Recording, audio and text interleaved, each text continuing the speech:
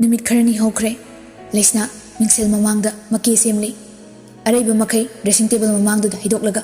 Makutna lipstick angang machudu pairaga Sangna harai Si already amuk hena turani Ngasidi ngahon batare Lesna aigi magun kiamuk thobage habada namit peni yeng Keba yaba keraba tungda masamdo wangna pungkhali Black leather jacket, black pants, black boots ama Yamna kakpa mongda dress up tawrami Yengbada asuki matik fazai Awubo khuding ngawridabagi maram leite Nakanda lariba side bag adu paikhali Bag tu hangdoklagi yengi Lesnana nongmaidi yaure Masina aigi protection ni Haina kibagi matungina pungdi tarise Ai thoknaba tawke Haiduna table da lariba box amubadu silaga thoklai Lesna cab ama book tawraga lae Imphal dagi kitang haitaba jaga lamhangoi kaiwai leiba Saba loisinkidraba building amadani Lesna gari dei kumtharai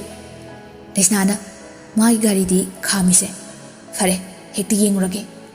Building aduda tapna kakhalami Lesna lakpagi makhol tarduna kakhalakpa ngairiba thoba Pocketa makut nama humlaga Namana cigarette paiduna thakli Lesna obada cigarette tu khara phat chinglamlaga nakanda hundokre Aduga tapna hairei Mail da message tharaklaga unase hairapagi maramna kari Hainingbado hairo ai matam leite Nang ama hatpagi mafamsida lakpa nate Ai kari asoiba leibagino khangningmagi lakpani Natradi ngasaina pairiba nongmaisina kapa yarbani Lesna mong hatuna nokfet tawraga thawbagi manakta naksilai Aduga thawbagi taidu pairaga haifet maithong naksinna chingsilami Lesna na aibu yam phataba manbrane Aisu nangumna thamoi palibani Thawba Lesna da munni yengi midengani michanare Lesna na tapna thawbagi nakongda naksilaga harai Aibu kayam nungsiribage Thawbana Lesna bu khangini thoi aduga makut namana pharaga tungdagi konsinduna makut namana nongmaidu Lesna gi kokta nammi Thawbana khudaksida karim tahiramdana siningbra natraga kari maramgi aibu sanarambano hairamaga sigera ama khalo Lesna thawsade makoktuna haifet oinana thawbagi narumyada naksilaga chinbaduna khazaidagi kitang haithaba khadang oirapna tapna thengzili Khangaudana makhong oiduna thawbagi makhong oida khangnet neselai thawba naboi kaiboi handokpada thawbadagi nongmaidu Lesnana munkhre aduga thawbada aim tawrami Lesnana nongmai munbadi yam lai nusiba nangai hatlaga peladro aina laise plan amagani ngasidi aina nang kyam nungsigedo khangalage tawbani Thawba Lesnana harido karino gyan mena mata taramde amuksu sauningi amuksu nungsiruba kaubana mathamoi sontharei Makhut anidu lonaraga api tana kaplai Makhudu laimaida kuntharaga hairei Lesna ai mit pangna maglaknare Aina asuk nungsijaba nangna ulakliba ahongba singase Karino aibu amukta bhab tahalo Aibu olaga nangi kanaba karino hayo Lesnana nongmaidu lok chinglami Makholdu tabada thawba maithong khangong hongi Aduga mamit suklaga yenglei Adubu Lesnana nongmaidu thawbada pirei Lesnana Nang nahana ay hatke ga halo natradi ay nang halapusi ay Thawba makoka pungaw ngawre Lesnana tawrisi karino khanbada mathanta wahang makal hangzari Thawba na lawdraba nongmaidu Lesnana building makhada lang thakre Lesnana nang ay hatpa ngamdraba natro yare ngasidagi nang aygi wakal pura kawkro aygi punsi lambida yalake khangano maduna nangi aphaba oini masi haigena nang buaina kawbani ay chatle wahaidu tabada wakal phatharuraba thawba asawbagi saklam amuk lagli khongthang amadi thangba horuraba Lesnabu khudang pairaga chingsanduna walda masadu namsili thawba yam sauna nang nupini aduk ungsibagi thabibani ngasidi nang ningdaba lining horo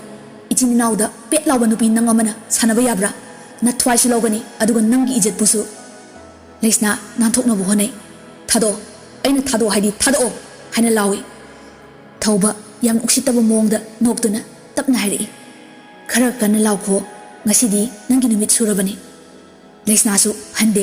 makoktuna thawbagi kokta khangai yesilaga thawbagi mamaida matin sichalami Lesna na hai sa oktaba nangumana aigi isi puting sinaba ngamgadra nongthakta natil sitlaga namaida tai habado kawdoba phai asawbana kham thenglaba thawba Lesna bu khupakna tharaga floor mathakta inthurami Tanzaduda police lakpagi siren makhon tarai Lesnana laurai ꯃꯈꯣꯜꯁꯤ ꯇꯥꯕ꯭ꯔꯥ ꯑꯩꯅ police ꯀꯧꯈ꯭ꯔꯕꯅꯤ ꯂꯥꯛꯑꯣ ꯏꯖꯠ ꯃꯥꯡꯍꯜꯂꯨ ꯂꯥꯛꯑꯣ ꯍꯥꯠꯂꯨ ꯂꯥꯛꯑꯣ ꯊꯧꯕ ꯍꯟꯗꯛꯇꯤ police ꯒꯥꯔꯤ ꯃꯈꯣꯜ ꯇꯥꯕꯗꯨꯗ ꯂꯩꯁꯅꯥꯕꯨ ꯍꯨꯟꯗꯣꯛꯂꯝꯃꯒ ꯆꯦꯟꯊꯣꯛꯈ꯭ꯔꯦ ꯂꯩꯁꯅꯥ ꯃꯊꯛꯇꯒꯤ ꯇꯞꯅ ꯇꯞꯅ ꯀꯨꯝꯊꯔꯛꯏ ꯕꯤꯜꯗꯤꯡ ꯑꯗꯨꯒꯤ ꯃꯅꯥꯛ ꯅꯛꯅ ꯈꯝꯂꯝꯂꯤꯕ ꯄꯨꯂꯤꯁ ꯒꯥꯔꯤ ꯑꯗꯨꯗꯒꯤ ꯏꯟꯁꯄꯦꯛꯇꯔ ꯂꯣꯌꯥ ꯀꯨꯝꯊꯔꯛꯂꯒ ꯂꯩꯁꯅꯥꯒꯤ ꯃꯅꯥꯛꯇ ꯆꯦꯟꯁꯤꯜꯂꯛꯏ ꯄꯨꯡ ꯈꯔꯒꯤ ꯃꯃꯥꯡꯗ ꯂꯩꯁꯅꯥ ꯊꯧꯕ ꯎꯅꯕ ꯂꯥꯛꯇ꯭ꯔꯤꯉꯩꯗ ꯂꯣꯌꯥꯒ ꯐꯣꯟꯗ ꯋꯥꯔꯤ ꯁꯥꯟꯅꯔꯝꯃꯤ ꯂꯩꯁꯅꯥꯅ ꯗꯥ ꯂꯣꯌꯥ ꯑꯩꯒꯤ ꯃꯇꯦꯡ ꯑꯃꯠꯇ ꯄꯥꯡꯗꯕ ꯌꯥꯗꯕꯅꯤ ꯁꯪꯗꯦꯒ ꯍꯥꯏꯕ ꯌꯥꯔꯣꯏ ꯍꯥꯏꯁꯤꯅꯤ ꯂꯣꯌꯥꯅ ꯅꯪꯅ ꯍꯥꯏꯕꯗ ꯌꯥꯗꯕ ꯀꯔꯤ ꯌꯥꯎꯔꯒꯦ ꯑꯩꯅꯕꯣ ꯅꯍꯥꯟ ꯅꯪꯅ ꯍꯥꯏꯔꯛꯄ ꯄ꯭ꯂꯥꯟꯗꯨꯒꯤ ꯃꯇꯥꯡꯂꯣ ꯂꯩꯁꯅꯥꯅ ꯍꯣꯏ ꯃꯥꯅꯦ ꯉꯁꯤꯗꯤ ꯑꯩ ꯃꯥꯒ ꯎꯅꯔꯨꯒꯦ ꯑꯗꯨꯅ ꯈꯨꯗꯣꯡꯊꯤꯕ ꯊꯣꯛꯂꯛꯄ ꯌꯥꯏ ꯗꯥ ꯂꯣꯌꯥ ꯅꯪ ꯂꯥꯛꯄꯤꯌꯨ ꯑꯩ ꯄꯨꯡ ꯑꯃꯗ ꯍꯥꯏꯈꯤꯕꯅꯤ ꯑꯦꯌꯔꯄꯣꯔꯠꯇꯒꯤ ꯍꯥꯏꯊꯔꯛꯑꯣ ꯑꯗꯨꯒ ꯃꯩꯇ꯭ꯔꯝꯗꯅꯤ ꯑꯩ ꯂꯣꯀꯦꯁꯟꯗꯣ ꯇꯦꯛꯁ ꯇꯧꯔꯛꯑꯒꯦ ꯂꯣꯌꯥꯅ ꯑꯗꯨꯒꯤ ꯑꯣꯏꯔꯦ ꯑꯩ ꯁꯣꯏꯗꯅ ꯂꯥꯛꯀꯅꯤ ꯅꯪ ꯀꯔꯤꯝ ꯋꯥꯒꯅꯨ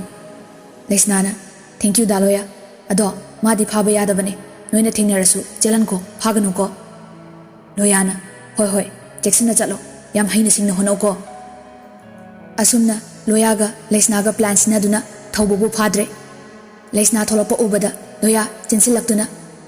ꯂꯩꯁꯅꯥ ꯀꯩꯗꯧꯔꯦ ꯃꯥꯅ ꯐꯨꯔꯝꯕ꯭ꯔꯣ ꯂꯩꯁꯅꯥꯅ ꯑꯩ ꯀꯩꯁꯨ ꯇꯧꯗꯤꯌꯦ ꯗꯥ ꯂꯣꯌꯥ ꯑꯩꯅ ꯄꯥꯝꯕꯗꯨꯃꯛ ꯄꯥꯡꯊꯣꯛꯂꯦ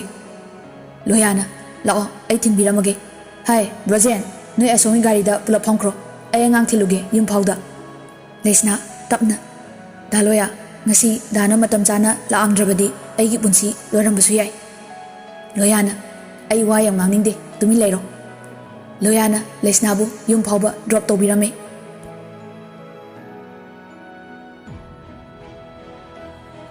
ꯅꯨꯃꯤꯗꯥꯡꯒꯤ ꯄꯨꯡ 7 ꯇꯥꯔꯦ ꯊꯧꯕ ꯊꯣꯡ ꯍꯥꯡꯂꯒ ꯏꯃꯨꯡꯗ ꯇꯞꯅ ꯆꯪꯂꯛꯏ ꯊꯥꯅꯤꯜꯅ ꯑꯩ ꯅꯪꯕꯨ ꯍꯜꯂꯛꯄ ꯉꯥꯏꯔꯤꯅꯤ ꯇꯦꯔꯦꯁꯇ ꯀꯥꯈꯠꯂꯛꯑꯣ ꯕꯕꯥ ꯏꯃꯥ ꯇꯥꯕꯗ ꯋꯥꯔꯤꯁꯦ ꯐꯖꯗꯦ ꯊꯥꯅꯤꯜꯅ ꯑꯗꯨꯝꯅ ꯍꯥꯏꯔꯛꯄꯗꯨꯗ ꯊꯧꯕ ꯏꯉꯛꯉꯛꯏ ꯋꯥꯈꯜꯗꯨ ꯆꯔꯥꯡꯅꯔꯦ ꯀꯔꯤ ꯂꯩꯔꯕꯅꯣ ꯃꯗꯨꯗꯗꯤ ꯈꯪꯗꯣꯛꯂꯒꯦ ꯈꯟꯅ ꯃꯌꯥꯝꯕꯒꯤ ꯃꯇꯨꯡ ꯏꯟꯅꯔꯝꯃꯤ ꯑꯅꯤꯗꯨ ꯃꯊꯛꯇ ꯌꯧꯔꯦ ꯊꯧꯕꯅ ꯇꯥꯃꯣ ꯀꯩ ꯂꯩꯔꯒꯦ ꯊꯥꯅꯤꯜꯅ ꯅꯪ ꯉꯁꯤ ꯀꯗꯥꯏꯗ ꯆꯠꯂꯦ ꯊꯧꯕꯅ ꯑꯣ ꯑꯩ ꯚꯥꯞ ꯇꯥꯔꯦ ꯂꯩꯁꯅꯥꯒꯤꯔ ꯇꯥꯃꯣ ꯊꯥꯅꯤꯜꯅ ꯃꯥꯅꯦ ꯂꯩꯁꯅꯥꯗꯣ ꯅꯇꯩꯃꯅꯦ ꯈꯪꯅ ꯈꯪꯅ ꯅꯪꯅ ꯌꯦꯡꯂꯤꯕ ꯃꯤꯠꯌꯦꯡꯗꯣ ꯊꯥꯗꯣꯛꯑꯣ ꯅꯠꯇ꯭ꯔꯗꯤ ꯏꯆꯤꯜ ꯏꯅꯥꯎ ꯀꯌꯥ ꯅꯨꯡꯉꯥꯏꯅꯔꯔꯣꯏ ꯊꯧꯕ ꯌꯥꯝ ꯋꯥꯔꯧꯅ ꯇꯥꯃꯣ ꯅꯪ ꯃꯥꯁꯦ ꯀꯅꯥꯅꯣ ꯀꯔꯤꯅꯣ ꯃꯌꯦꯛ ꯁꯦꯡꯅ ꯈꯪꯂꯕ꯭ꯔꯥ ꯊꯥꯅꯤꯜꯅ ꯈꯪꯉꯦ ꯃꯌꯦꯛ ꯁꯦꯡꯅ ꯃꯗꯨ ꯅꯪꯅ ꯇꯥꯛꯀꯗꯕ ꯅꯠꯇꯦ ꯊꯧꯕꯅ ꯇꯥꯃꯣ ꯑꯩꯅ ꯍꯥꯏꯔꯤꯁꯦ ꯃꯨꯟꯅ ꯇꯥꯕꯤꯌꯨ ꯃꯥꯒ ꯑꯩꯒ ꯈꯪꯅꯕ ꯆꯍꯤ ꯐꯥꯔꯕꯅꯤ ꯇꯥꯃꯣ ꯂꯥꯛꯄ ꯅꯨꯃꯤꯠꯇꯣ ꯑꯩꯈꯣꯏ ꯑꯅꯤꯒꯤ ꯑꯦꯅꯤꯚꯔꯁꯔꯤ ꯅꯨꯃꯤꯠꯅꯤ ꯑꯗꯨꯕꯨ ꯇꯥꯃꯣ ꯃꯥꯅ ꯅꯨꯃꯤꯠ ꯑꯗꯨꯗꯒꯤ ꯇꯨꯃꯤꯟꯅ ꯂꯩꯁꯤꯜꯂꯒ ꯏꯌꯥꯝꯕꯕꯨ ꯑꯃꯨꯛ ꯈꯪꯅꯗꯨꯅ ꯏꯆꯤꯟ ꯏꯅꯥꯎꯕు ꯑꯄꯪꯕ ꯁꯤꯕꯅꯤ ꯊꯥꯅꯤꯜꯅ ꯌꯥꯔꯦ ꯃꯈꯥ ꯇꯥꯔꯅꯨ ꯊꯧꯕ ꯑꯩ ꯂꯣꯏꯅ ꯈꯪꯕꯖꯥꯠꯅꯤ ꯅꯪꯁꯦ ꯑꯩꯒꯤ ꯏꯔꯦꯝꯈꯥꯛꯀꯤ ꯏꯅꯥꯎꯅꯤ ꯈꯜꯂꯒ ꯉꯥꯛꯄꯤꯕ ꯉꯝꯒꯅꯤ ꯊꯧꯕꯅ ꯇꯥꯃꯣ ꯑꯩꯅ ꯍꯥꯏꯖꯔꯤꯁꯦ ꯇꯥꯕꯤꯌꯨ ꯃꯗꯨꯒꯤ ꯅꯨꯄꯤꯗꯣ ꯑꯍꯦꯟꯕ ꯄꯥꯝꯕ ꯅꯨꯄꯥꯗꯒꯤ ꯃꯔꯜ ꯂꯧꯊꯣꯛꯄ ꯑꯣꯛꯇꯕꯤꯅꯤ ꯑꯣꯛꯇꯕꯤ ꯋꯥꯍꯩꯗꯨ ꯇꯥꯕꯗ ꯊꯥꯅꯤꯜꯅ ꯊꯧꯕꯕꯨ ꯈꯨꯄꯥꯛꯅ ꯊꯥꯖꯤꯜꯂꯝꯃꯤ ꯊꯥꯅꯤꯜꯅ ꯅꯣꯟꯁꯦꯟꯁ ꯑꯉꯥꯡ ꯑꯃ ꯑꯣꯏꯕꯒꯤ ꯊꯛꯁꯤ ꯈꯥꯁꯤ ꯌꯥꯎꯗꯕ ꯃꯇꯩꯃ ꯃꯌꯥꯝꯕ ꯃꯁꯛ ꯈꯪꯗꯕ ꯉꯁꯤꯁꯨ ꯅꯪꯅ ꯃꯥꯕꯨ ꯕ꯭ꯂꯦꯛꯃꯦꯜ ꯇꯧꯔꯒ ꯐꯥꯅꯕ ꯁꯤꯟꯕ ꯅꯠꯇ꯭ꯔꯥ ꯊꯧꯕ ꯁꯥꯎꯅꯤꯡꯕꯅ ꯈꯝ ꯊꯦꯡꯂꯦ ꯉꯥꯏꯍꯥꯛꯀꯤ ꯃꯃꯥꯡꯗ ꯐꯣꯟꯗ ꯂꯩꯁꯅꯥꯅ ꯊꯥꯅꯤꯜꯗ ꯍꯥꯏꯔꯛꯈꯤꯕ ꯋꯥꯔꯤ ꯄꯨꯝꯕ ꯊꯥꯅꯤꯜꯅ ꯊꯧꯕꯗ ꯍꯥꯏꯔꯝꯃꯤ ꯂꯩꯁꯅꯥ ꯀꯞꯂꯒ ꯇꯥꯃꯣ ꯑꯩꯗꯤ ꯋꯥꯍꯩꯁꯦ ꯏꯆꯤꯟꯁꯤꯅ ꯅꯐꯝꯗ ꯍꯥꯏꯔꯔꯣꯏꯒꯦ ꯈꯟꯕꯅꯤ ꯃꯤꯒꯤ ꯏꯃꯨꯡ ꯃꯅꯨꯡ ꯊꯨꯒꯥꯏꯕ ꯇꯥꯒꯅꯤ ꯈꯟꯅ ꯑꯗꯨꯕꯨ ꯉꯁꯤꯗꯤ ꯑꯩ ꯌꯥꯝ ꯄꯦꯟꯗꯦ ꯑꯩꯒꯤ ꯏꯖꯠꯄꯨ ꯇꯦꯝꯁꯤꯡꯅꯔꯛꯑꯦ ꯊꯥꯅꯤꯜ ꯌꯥꯝ ꯄꯥꯈꯠꯅ ꯀꯔꯤꯅꯣ ꯅꯪꯅ ꯍꯥꯏꯔꯤꯁꯦ ꯑꯩꯕꯨ ꯚꯥꯞ ꯑꯝꯇ ꯇꯥꯍꯜꯂꯣ ꯂꯩꯁꯅꯥ ꯁꯦ ꯂꯩꯁꯅꯥꯅ ꯑꯩ ꯋꯥꯔꯤꯗꯣ ꯂꯤꯊꯣꯛꯂꯒꯦ ꯉꯁꯤꯗꯒꯤ ꯊꯥ ꯈꯔ ꯆꯍꯤꯃꯨꯛꯁꯦ ꯅꯪꯒꯤ ꯅꯅꯥꯎ ꯅꯨꯄꯥ ꯊꯧꯕꯅ ꯑꯩꯕꯨ ꯀꯣꯏꯒꯅꯤ ꯍꯥꯏꯅ ꯇꯥꯟꯅꯔꯛꯈꯤ ꯃꯗꯨ ꯑꯩꯅ ꯌꯥꯈꯤꯗꯦ ꯑꯩꯗꯤ ꯇꯥꯃꯣꯒꯤ ꯃꯅꯥꯎꯅꯤ ꯍꯥꯏꯕꯁꯨ ꯈꯪꯗꯦ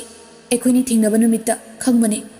ꯑꯩꯅ ꯇꯥꯃꯣꯒ ꯅꯨꯡꯁꯤꯅꯩ ꯈꯪꯕꯗꯒꯤ ꯃꯥꯅ ꯑꯩꯕु ꯂꯝꯕꯤ ꯂꯝꯈꯥꯗ ꯊꯠꯇꯨꯅ ꯇꯣꯛꯅꯅꯕ ꯍꯥꯏꯈꯤ ꯑꯩꯕु ꯐꯥꯔꯒ ꯂꯧꯒꯅꯤ ꯍꯥꯏꯅ ꯀꯤꯍꯟꯈꯤ ꯉꯁꯤꯅ ꯑꯃꯨꯛ ꯑꯩ ꯊꯣꯔꯛꯇꯕ ꯇꯥꯔꯗꯤ ꯏꯄꯥꯅꯨꯄꯥꯕꯨ ꯍꯥꯠꯀꯅꯤ ꯍꯥꯏꯅ ꯀꯤꯍꯟꯈꯤ ꯏꯄꯥꯅꯨꯄꯥꯗ ꯄꯥꯎ ꯍꯥꯏꯔꯛꯈꯤ ꯇꯥꯃꯣ ꯑꯩꯁꯨ ꯀꯤꯕꯅꯤꯅ ꯊꯣꯛꯂꯨꯔꯦ ꯑꯗꯨꯕꯨ ꯑꯩꯕु ꯂꯝ ꯍꯥꯡꯕꯗ ꯄꯨꯗꯨꯅ ꯑꯩꯒꯤ ꯏꯖꯠꯄꯨ ꯇꯦꯝꯁꯤꯡꯅꯕ ꯍꯣꯠꯅꯔꯛꯈꯤ ꯎꯄꯥꯏ ꯂꯩꯇ꯭ꯔꯕꯤ ꯑꯩꯗꯤ ꯏꯁꯥꯒꯤ ꯏꯖꯠ ꯀꯟꯅꯕ ꯃꯥꯒ ꯃꯨꯛꯅꯕ ꯇꯥꯈꯤ ꯑꯗꯨꯕꯨ ꯂꯥꯏꯕꯛ ꯐꯕꯗꯒꯤ ꯄꯨꯂꯤꯁ ꯂꯥꯛꯇꯨꯅ ꯑꯩꯕु ꯀꯟꯕꯤꯈꯤ ꯇꯥꯃꯣ ꯅꯣꯏꯗꯤ ꯁꯦꯟꯖꯥꯎ ꯄꯥꯏꯕ ꯄꯩꯁꯥ ꯄꯥꯏꯕ ꯏꯃꯨꯡꯅꯤ ꯇꯧꯒꯦꯗ ꯉꯝꯕꯅꯤ matu sonba ikhoi di hingba kire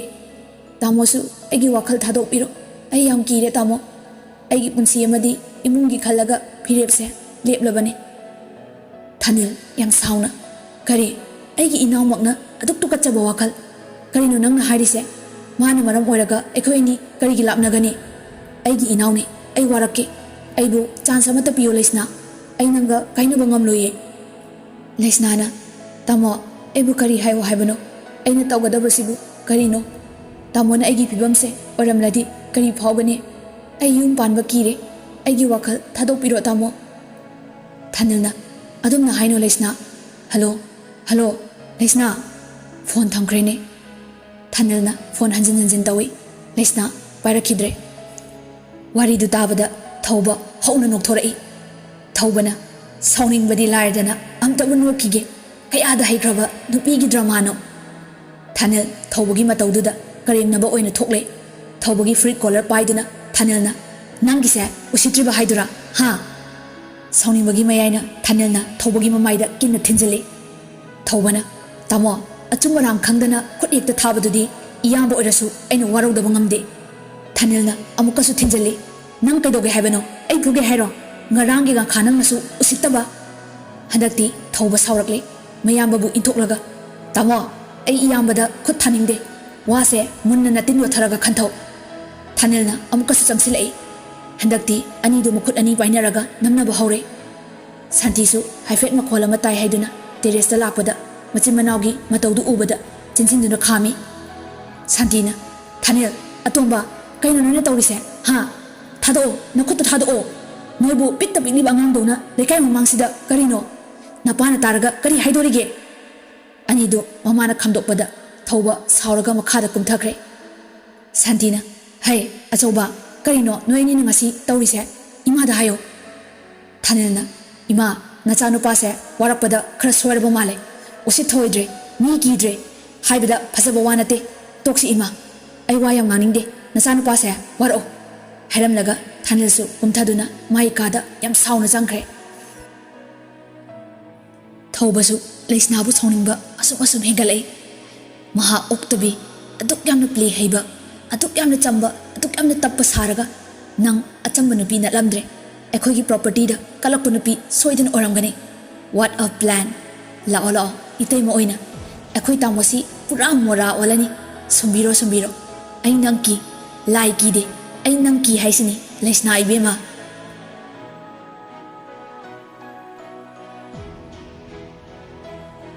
somdana lesna magi plan success oire khanbada wakhal nungaina kainta thawa sadan leithoi lesna na phone ga se hanjin tawrai se pai khiroi khara chakhan ki manau nu paduga hatok lamladi phadawni aigonda usittabagadi yaroi hawbadai nangmadi supam pamdre adunane aina lawbe ab lokthoi do pok chahangena nayambar lesiladi nang aingoda kaishu tawba ngamaroi maichak tuni na sapumado chak theklaga sijabado mit peni yenge handakti lesna Thanil gi phone do paikhatle Thanil na hello lesna tabro lesna tapna taye tamo Thanil na nang adumaina phone paikhataba tawno ai yam waye be thaubasu aina waraklamabani phurumlabani manangonda amuhani yelappo ngamlaroi ai magi mahut silaga lale haizari lesna na tamo kari tamo na lale harino adumna haino aisu tamo bu nungsi aibu tamo na chexing na sinabiyo aina maram oiraga tamo bu yam wahalabo nupana bu kapahuna bro kapkano ai tamo bu thadok na chatloye Thanil na akhoini hayeng jelase ai nambu mitmangdagi lapna thamba pamdre lesna na tamo na haibada ai yarage aibu tamogi nakta thambiro